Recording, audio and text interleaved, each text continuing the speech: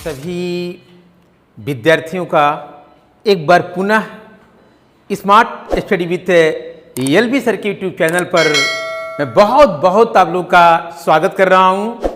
और आज पहली बार इंटर के हमारे विद्यार्थियों से मुखातिब हो रहा हूं और उम्मीद करता हूं कि जो आपका सिलेबस है, जो आपका विषय वस्तु है, मैक्रो इकोनॉमी जिसे कहते हैं आप लोग समष्टि अर्थशास्त्र कहते हैं, उस समष्टि अर्थशास्त्र का पहला लेसन आज हम आपके बीच चर्चा करने चल रहे हैं।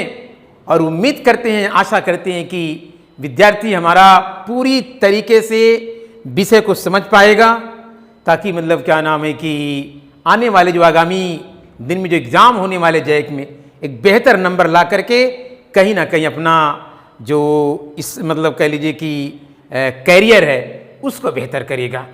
तो चलिए विद्यार्थी लोग देर ना करते हुए सीधे लेसन पे हम लोग चलते हैं। और देखिए लेसन का आपका नाम है समष्टि अर्थशास्त्र का जो पहला मतलब क्या नाम है पार्ट है लेसन है, उसका नाम है राष्ट्रीय आय एवं संबंधित समुच्चय तथा मूल धारणाएं एवं माप। एक बड़ा सा लेसन है मगर है महत्वपूर्ण लेसन। यहां से आप अगर विद्यार्थी लोग मित्र लोग अगर विगत वर्षों के पेपर को खंगाल लीजिए, आप जाकर के देख लेंगे अगर मतलब क्या ना प्रश्न पत्र को, हमेशा आपके एग्जाम में MCQ से लेकर से बड़ा प्रश्न यहां से जगह बनाता है। तो चलिए हम लोग मतलब प्रयास करेंगे कि इस लेसन को कई हिस्सों में बांट करके मतलब क्या नाम है कि बात करेंगे, ताकि मतलब क्या नाम है कि जिस उद्देश्य के साथ हम यहाँ पढ़ा रहे हैं और जिस उद्देश्य के साथ आप पढ़ रहे हैं वो दोनों का साझा उद्देश्य के साथ साझा उद्देश्य हासिल किए जाएं। चलिए पहले जानते हैं हम लोग राष्ट्रीय आय क्या है और फिर एक एक चीज को आगे मतलब क्या नाम है कि हम लोग कंटिन्यू करेंगे। तो देखिए हमने लिख दिया है राष्ट्रीय आय, यहाँ पे लिख दिया है। प्रश्न ऐसे एग्जाम में आता है बच्चों विद्यार्थी लोग कि राष्ट्रीय आय है क्या, कहेंगे किसे नेशनल इनकम। और राष्ट्रीय आय में बहुत कुछ पढ़ना है, मगर पहले राष्ट्रीय आय का अर्थ जान लीजिए, क्योंकि राष्ट्रीय आय अगर नहीं जान पाएंगे तो बाकी चीजें जानना मुश्किल है। तो चलिए जानने की कोशिश किया जाए।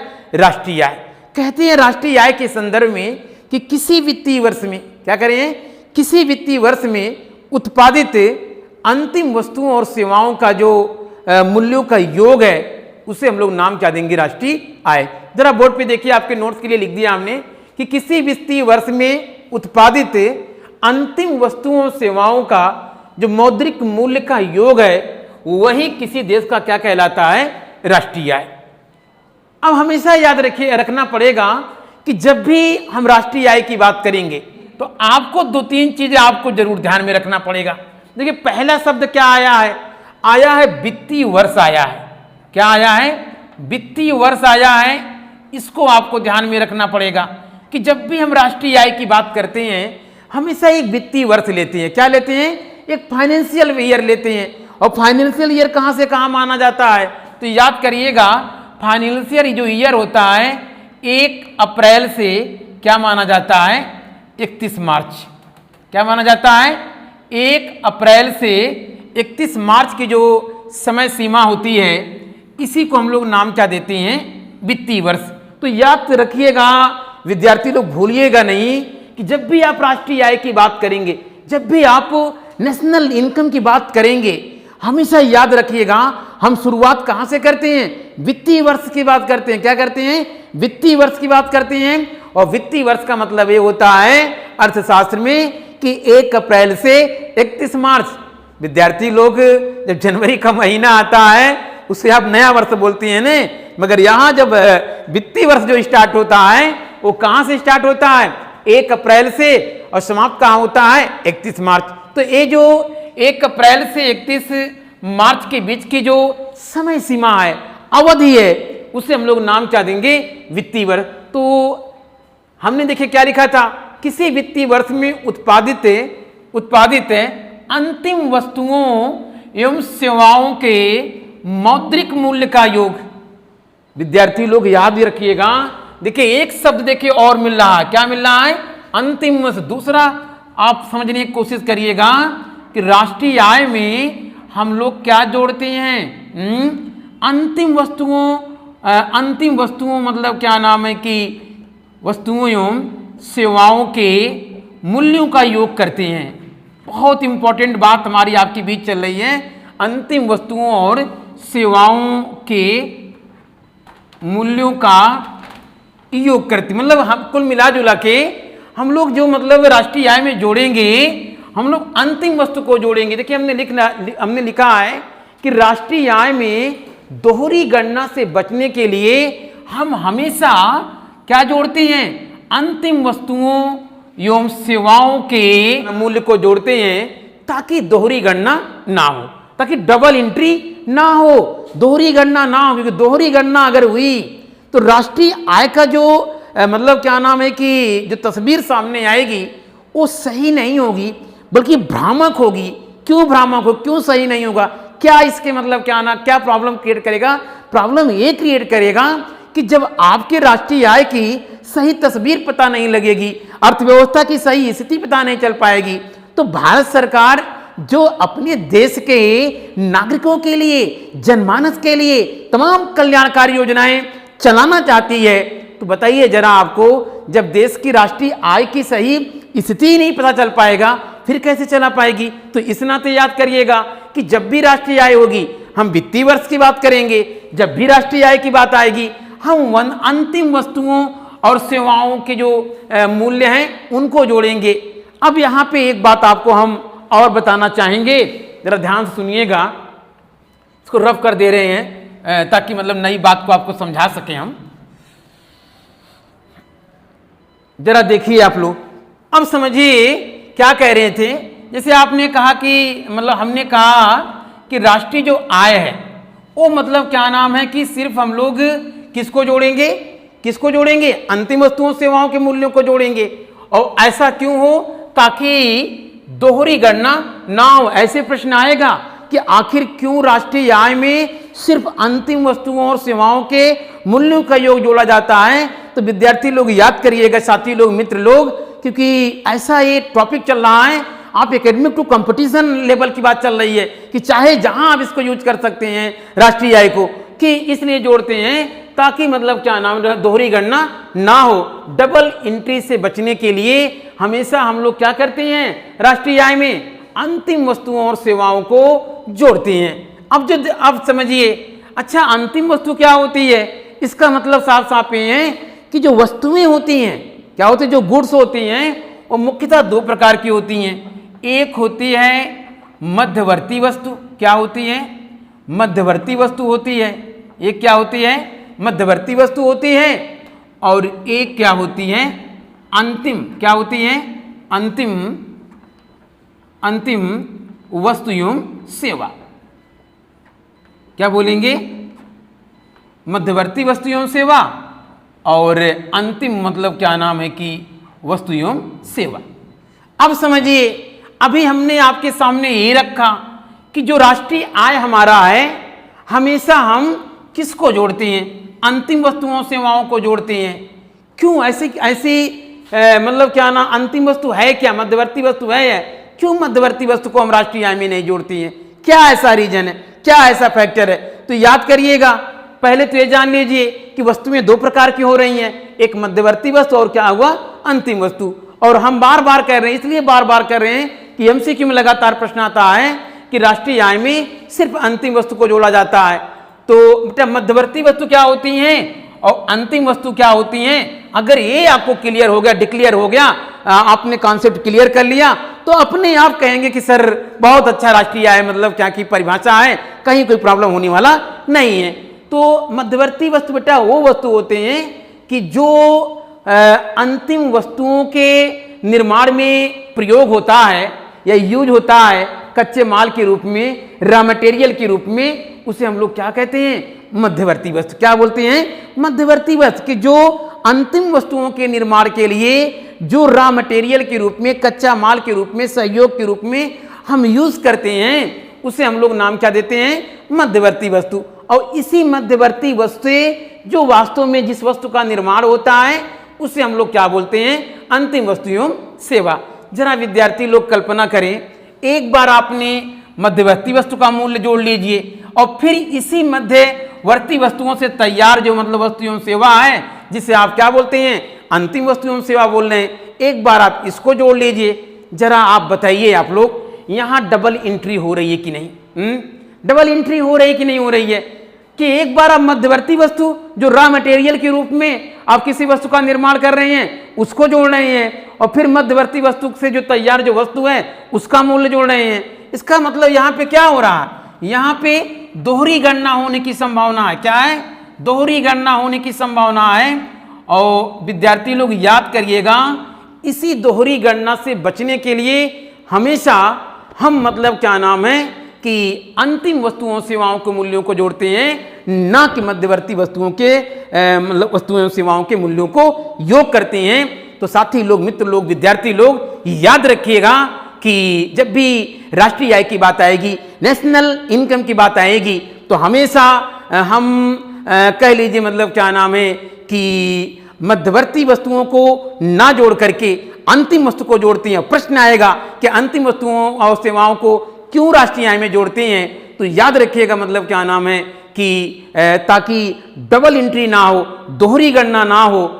इस दोहरी गणना से बचने के लिए हमेशा हम लोग राष्ट्रीय आय में क्या करते हैं, मध्यवर्ती वस्तु का मूल्य को ना जोड़ करके किसको जोड़ते हैं, किसको जोड़ते हैं, फाइनल गुड्स मतलब एवं सर्विसेज का जो मूल्य है उसको जोड़ते हैं। अर्थात आप देखिए परिभाषा साफ साफ है कि किसी वित्तीय वर्ष में उत्पादित अंतिम वस्तुओं सेवाओं का जो मौद्रिक मूल्य का योग है वही किसी देश का क्या कहलाता है, राष्ट्रीय आय। फिर देखिए हमने यहाँ आगे क्या लिख दिया है कि राष्ट्रीय आय में दोहरी गणना से बचने के लिए हम हमेशा अंतिम वस्तुओं सेवाओं को जोड़ते हैं ताकि दोहरी गणना ना हो।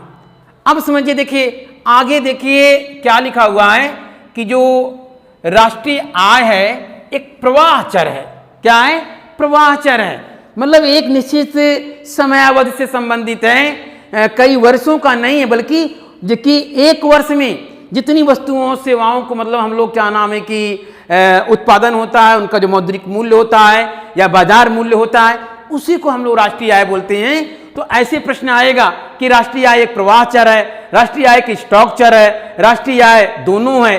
तो हमेशा विद्यार्थी लोग ये हमेशा याद रखने की कोशिश करिएगा कि जो राष्ट्रीय आय होती है वो मतलब स्टॉक चर नहीं है, बल्कि क्या नाम है कि एक प्रवाह चर है, क्योंकि किसी एक वर्ष से संबंधित है। इस नाते इस बात को विद्यार्थी लोग हमारे याद रखिएगा साथी लोग कि राष्ट्रीय आय क्या है, प्रवाह चर है, तो ये भी याद रखिएगा।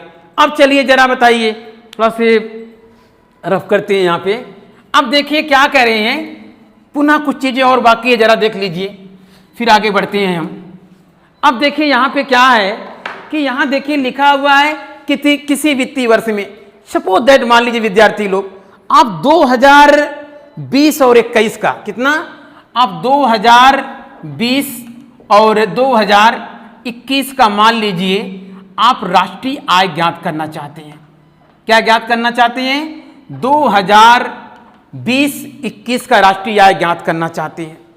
जरा आप लोग कल्पना करिए, अगर 2020-21 का राष्ट्रीय आय ज्ञात करना चाह रहे हैं तो कुल मिला जुला के आपको ये देखना पड़ेगा कि 2020-21 के अंतर्गत जितनी वस्तुएं और सेवाएं उत्पादित हुई हैं उनका जो मौद्रिक मूल्य का योग होगा वही क्या कहलाएगा, राष्ट्रीय आय। और किस वर्ष का? 2020 और 21 है। सपोज दैट मान लीजिए क्या नाम है कि कोई मान लीजिए कि कोई हम धनबाद शहर में हैं और मान लीजिए कि यहाँ पे मान लीजिए कि जो कार की एजेंसी है, कोई मान लीजिए नई कार है और नई कार क्या है, मान लीजिए कि कोई ऐसी कार है जो कि 2019 और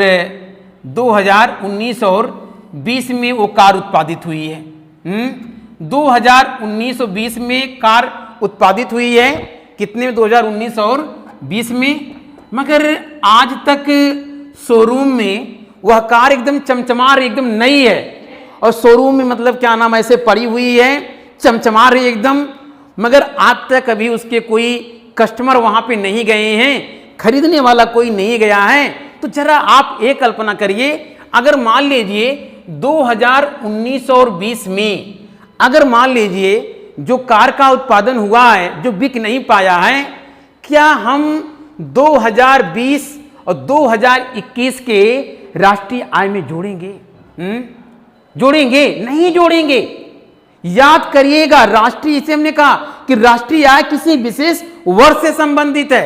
अब समझिए कि 2019-20 में एक बार जो कार भले बिक नहीं पाई है, वो ऑलरेडी मतलब क्या नाम है, एक बार राष्ट्रीय आय में जुड़ चुकी है। इस नाते 2020-21 में हम मतलब क्या ना उस कार को राष्ट्रीय आय में नहीं जोड़ेंगे, क्योंकि ऑलरेडी एक बार वो जुड़ चुकी है। इस नाते विद्यार्थी लोग इस बात को आपको याद रखना होगा कि जिस वर्ष का आप राष्ट्रीय आय ज्ञात कर रहे हैं, उसी वर्ष के अंतर्गत अगर उस वस्तुओं सेवा का उत्पादन हुआ है, तब जाके वो राष्ट्रीय आय में जुड़ेगी, अन्यथा नहीं जुड़ेगी। चलिए, यहां से होते हुए अब आगे आपको ले चल रहे हैं कि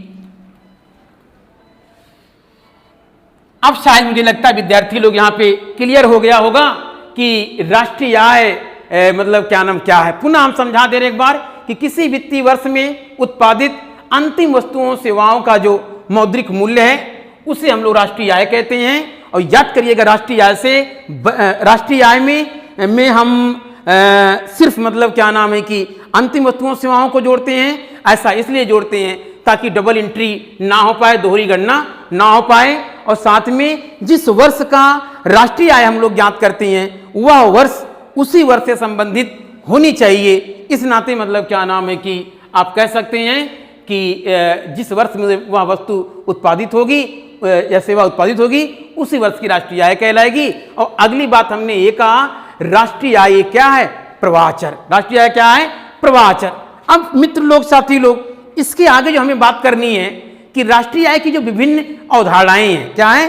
राष्ट्रीय आय की जो विभिन्न अवधारणाएं हैं, और याद करिएगा आप लोग, राष्ट्रीय आय की जो विभिन्न अवधारणाएं हैं, वो 4 अवधारणाएं मुख्यतः होती हैं। कौन कौन हो, जरा देखिए कितनी अवधारणाएं होती हैं? 4 अवधारणाएं होती, याद करिएगा। कितनी अवधारणाएं होती हैं राष्ट्रीय आय की? 4 अवधारणाएं होती हैं। पहला क्या हो जाएगा, मतलब कह लीजिए कि जीएनपी हो जाएगा। क्या हो जाएगा? जीएनपी हो जाएगा। दूसरा क्या हो जाएगा? एनएनपी हो जाएगा। तीसरा हमारा क्या हो जाएगा? जीडीपी हो जाएगा। और चौथा हमारा क्या हो जाएगा? ईएनडीपी हो जाएगा। इसे क्या बोलेंगे? Gross national product. हिंदी में बोलेंगे सकल राष्ट्रीय उत्पाद। क्या बोलेंगे? सकल राष्ट्रीय उत्पाद। क्या बोलेंगे? सकल राष्ट्रीय उत्पाद। याद रखिएगा आप लोग। अगला क्या बोलेंगे? एनएनपी को क्या बोलेंगे? Net national product. इसे क्या बोलेंगे? शुद्ध राष्ट्रीय उत्पाद। क्या बोलेंगे? शुद्ध राष्ट्रीय उत्पाद। चलिए भाई, क्या हो जाएगा? शुद्ध राष्ट्रीय उत्पाद। इसको याद रखिएगा।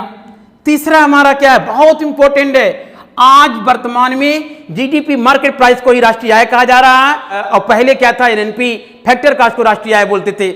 आएगा अगली क्लास में हम चर्चा करेंगे, चिंता मत करिए।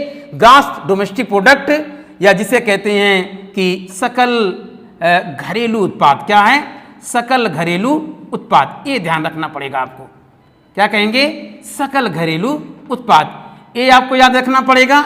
इसके बाद देखिए एनडीपी, नेट डोमेस्टिक प्रोडक्ट, अर्थात आप कह सकते हैं, क्या कह सकते हैं? शुद्ध राष्ट्रीय उत्पाद। क्या बोलेंगे? शुद्ध राष्ट्रीय उत्पाद। ये आपको याद रखना पड़ेगा कि राष्ट्रीय आय की मुख्यतः 4 अवधारणाएं होती हैं। कितनी अवधारणाएं होती हैं? 4। पहला जीएनपी, दूसरा एनएनपी, तीसरा जीडीपी, और चौथा क्या होगा? एनडीपी। पहला सकल राष्ट्रीय उत्पाद, दूसरा शुद्ध राष्ट्रीय उत्पाद, तीसरा सकल घरेलू उत्पाद, चौथा शुद्ध घरेलू उत्पाद। क्या हो जाएगा? घरेलू उत्पाद। इसको याद रखिएगा। ये 4 मतलब राष्ट्रीय आय की अवधारणाएं हैं। इसको आप लोग को याद रखना पड़ेगा। अब एक एक राष्ट्रीय आय की अवधारणा है क्या, और क्या होगी राष्ट्रीय आय की मापने की विधि, इसकी मतलब क्या नाम है, अगली क्लास में हम बाकायदे चर्चा करेंगे। मगर तब तक विद्यार्थी लोग थोड़ा से मतलब क्या नाम धैर्य रखें, क्योंकि अब शुरू हो गया माइक्रो इकोनॉमिक्स का पहला मतलब क्या नाम अध्याय आज। और उम्मीद करते हैं विद्यार्थी लोग समझ में आया होगा, और कुछ भी सुझाव हमको दीजिएगा। और एक मूल मंत्र याद रखिएगा विद्यार्थी लोग, आप युवा हैं, युवाओं में बहुत ताकत होती है और आप समय का सम्मान करें ताकि आप मतलब क्या नाम एक सफल नागरिक बन सके और इस हिंदुस्तान के विकास में आपका अमूल्य योगदान हो। और आज क्लास यहीं तक। Thank you class. जय हिंद, जय भारत।